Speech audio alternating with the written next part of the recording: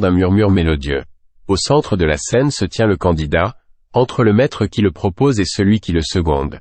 C'est le maître Koutoumi, son instructeur, qui le conduit, et le maître Jésus qui lui sert de second parrain. La cérémonie commence.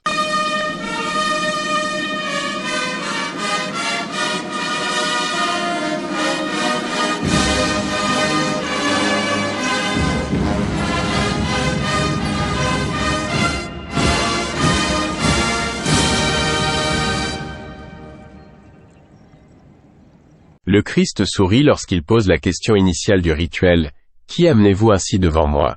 Le maître Koutoumi fait la réponse d'usage. C'est un candidat qui sollicite son admission dans la grande fraternité. Puis vient la question suivante. « Répondez-vous de lui comme étant digne d'y être admis ?» Et la réponse consacrée. « J'en réponds. » Le Christ. « Voulez-vous vous charger de guider ses pas le long du sentier dans lequel il désire s'engager ?»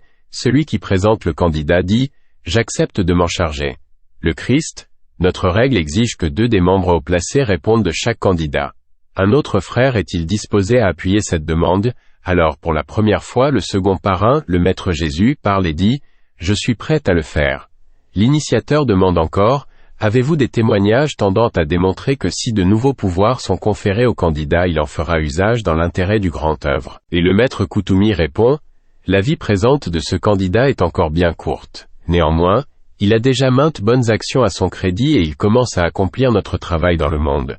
D'autre part, au cours de l'existence qu'il vécut en Grèce, il fit beaucoup pour répandre ma philosophie et pour améliorer le pays dans lequel il passa cette vie. » Le maître Koutoumi parle de la Grèce parce qu'il est la réincarnation du grand Pythagore de Samos, qui vécut autrefois en Grèce. La Grèce, ce pays où vécurent de grands initiés et penseurs qui ont contribué au rayonnement de la civilisation occidentale.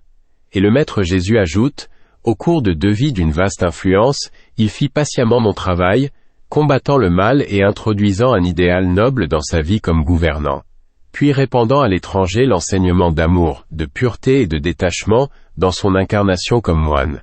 Pour ces raisons, je me tiens aujourd'hui à ses côtés. » Puis les maîtres font avancer le candidat jusque devant l'initiateur. Fixant les yeux sur l'aspirant, le Seigneur lui dit « Désirez-vous faire partie de la fraternité qui existe d'éternité en éternité ?» Le jeune homme répond « Oui, Seigneur, si vous jugez que je suis digne d'y être admis, alors que mon corps est encore si jeune. » L'initiateur demande « Connaissez-vous le but de notre fraternité ?» Le candidat répond qu'elle a pour objet d'exécuter la volonté de Dieu en servant son plan, qui est l'évolution. Le Seigneur poursuit « Êtes-vous prêt à faire le serment de consacrer désormais toute votre vie et toutes vos forces à cette œuvre, vous oubliant vous-même entièrement pour le bien du monde, remplissant votre vie d'amour, de même que lui est tout amour ?» Et il répond « Je m'efforcerai de le faire dans toute la mesure de mes moyens avec l'aide de mon maître. » Le Christ, promettez-vous de tenir secret tout ce qu'il vous sera enjoint de tenir secret? Et il dit « Je m'y engage. » Les questions habituelles au sujet des connaissances et du travail astral sont alors posées au candidat. Nombre d'objets astrals lui sont montrés et il doit dire à l'initiateur ce que sont ces objets. Il doit distinguer entre les corps astrales d'un homme vivant et d'un homme mort, entre une personne réelle et la forme pensée d'une personne, entre l'imitation d'un maître et le maître lui-même. Alors le Seigneur se tourne vers les autres maîtres et dit « Je trouve ce candidat satisfaisant. Tous les membres présents consentent-ils à l'admettre dans notre compagnie ?»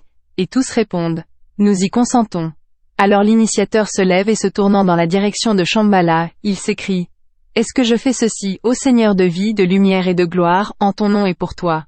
En réponse, au-dessus de sa tête, brille subitement l'étoile flamboyante par laquelle le roi ou le seigneur du monde, ou Sanat Kumara ou Melchisédek donne son assentiment, et tous s'inclinent profondément devant elle, pendant que la musique des anges éclate, triomphante, en une grande marche royale. Et à ces accents, le candidat s'avance, conduit par les 2 maîtres, et s'agenouille devant celui qui représente l'unique, qui, seul, peut accorder l'admission dans la grande fraternité.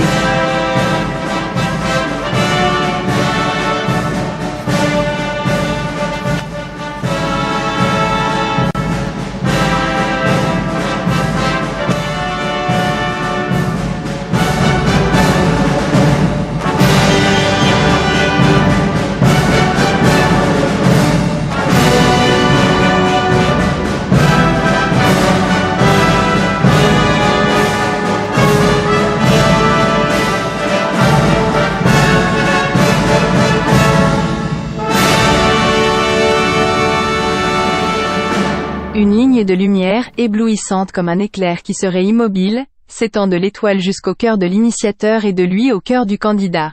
Sous l'influence de ce formidable magnétisme, la minuscule étoile d'argent de la conscience qui représente la monade ou étincelle divine du candidat, croît jusqu'à remplir de sa lumière son corps causal, et pour un merveilleux instant, la monade et le moi supérieur ou individualité ne font qu'un, comme elles le seront d'une manière permanente lorsque le candidat deviendra un adepte ou maître de sagesse et de compassion. Le Seigneur impose ses mains sur la tête du candidat, et l'appelant de son vrai nom, il lui dit: au nom de l'unique initiateur, dont l'étoile brille au-dessus de nous, je te reçois dans la fraternité de la vie éternelle. Sois-en un membre utile et digne. Tu es maintenant en sûreté pour toujours, tu es entré dans le courant, puisses-tu bientôt atteindre l'autre rive. La musique des anges résonne en un large océan de doux et joyeux accents et semble emplir l'air de force et de bonheur. L'initiateur et le candidat agenouillé et ses parrains sont presque voilés à la vue par les plus adorables couleurs, qui portent sur leurs vagues les bénédictions du Bodhisattva et du Mahachohan, tandis que l'exquise lumière de Gautama, le Seigneur Bouddha, flotte au-dessus d'eux, en signe de bénédiction parce qu'un autre fils de l'homme est entré dans le sentier. L'étoile d'argent semble, pour un instant, s'accroître et envelopper l'initiateur et le nouveau frère de sa gloire éblouissante. Et quand le néophyte sort de cette gloire, ses vêtements ne sont plus de lin mais de soie blanche comme ceux des autres initiés. Une fois tout ceci accompli, le Christ donne la clé de la connaissance au nouveau frère et lui apprend comment il peut, sans crainte de se tromper, reconnaître astralement un membre quelconque de la fraternité qu'il ne connaît pas personnellement. Il charge ensuite quelques élèves plus anciens des maîtres de faire pratiquer aux néophytes les exercices bouddhiques nécessaires, et la grande cérémonie se termine par la bénédiction du nouvel initié par les frères réunis. À son tour aussi, le nouveau frère donne la bénédiction de la fraternité au monde, maniant ainsi, pour la première fois, le nouveau et puissant pouvoir qui vient de lui être conféré. Cette merveilleuse cérémonie terminée, les maîtres entourent le nouveau frère et le félicitent cordialement, cependant que l'étoile flamboyante disparaît.